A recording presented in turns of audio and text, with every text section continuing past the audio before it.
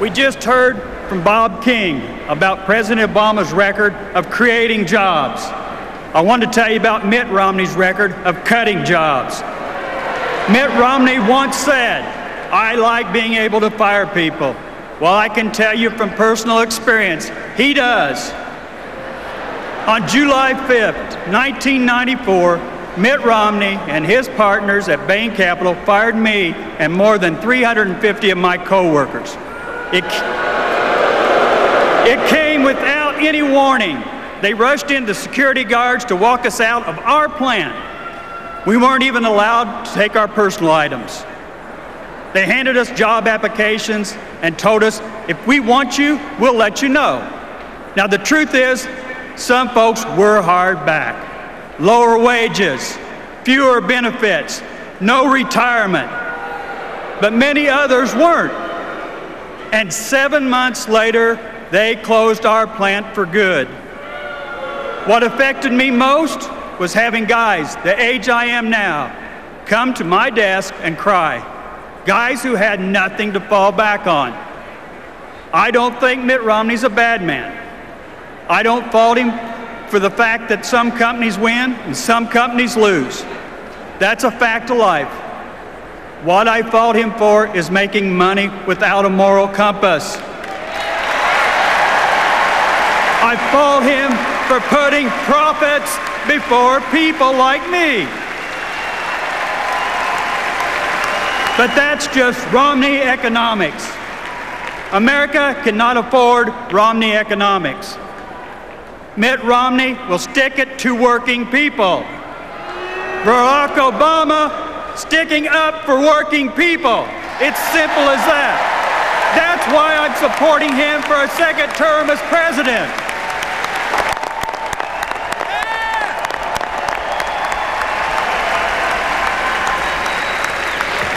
When Mitt Romney first announced he was running for president, I had no idea who he was.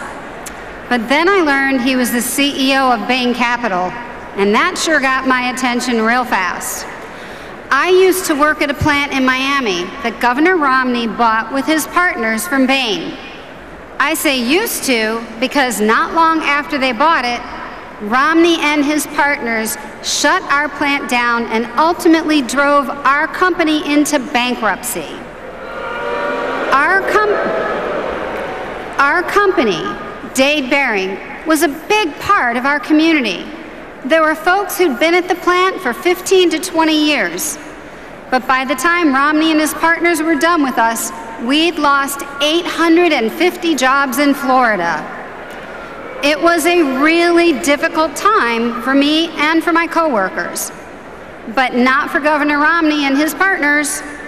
While we watched our jobs disappear, they ultimately walked away with more than $240 million. Of course, I understand. Some companies are successful, others are not. That's the way our economy works. But it is wrong when dedicated, productive employees feel the pain while folks like Mitt Romney make profits. So, when Mitt Romney talks about his business experience, remember, it is not experience creating good-paying jobs. It is experience cutting jobs.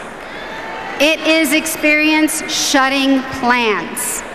It is experience making millions of dollars by making life tougher for hard-working Americans. That is not the kind of experience we need in the White House. We need a president who will create good-paying jobs and make sure everyone has a fair chance.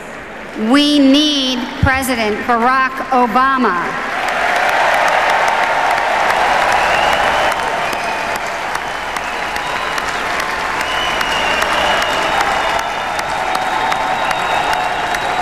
Good evening. Good evening. And a special greeting to my fellow Minnesotans and to the hard-working Missourians that I was privileged to represent for so many years. I'm David Foster, and I was a steel worker for 31 years. For 15 years, I laid brick and tapped the furnaces and did all that hard, dirty work that turned molten metal into the cars and bridges and buildings that make America what it is today. And I also led the steelworkers in a 13-state region, including GST Steel in Kansas City, a 100-year-old company that was bought by Mitt Romney and his partners at Bain Capital in 1993. Now, it's a story that I wish I didn't have to tell, but America needs to know the truth. When Romney and Bain took over the mill, they loaded it up with millions in debt, and within months, they used some of that borrowed money to pay themselves millions.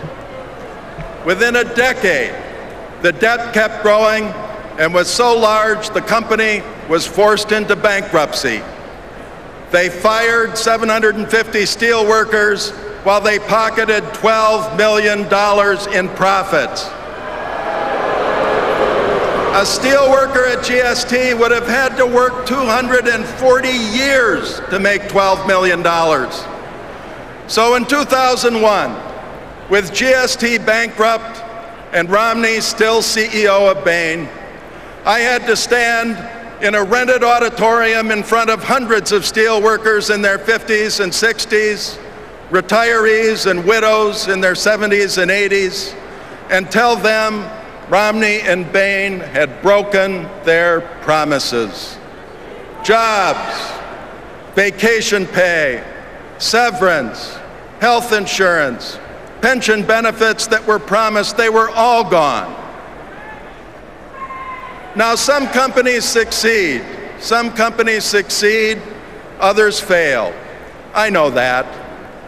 But I also know this.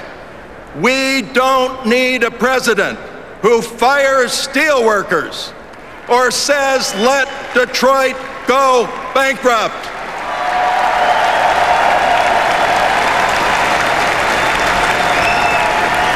We need the leadership. We need the leadership of a man who, during the darkest hours for America's auto industry, rolled up his sleeves, risked his presidency, and saved over 1 million good auto jobs. We need Barack Obama. Thank you.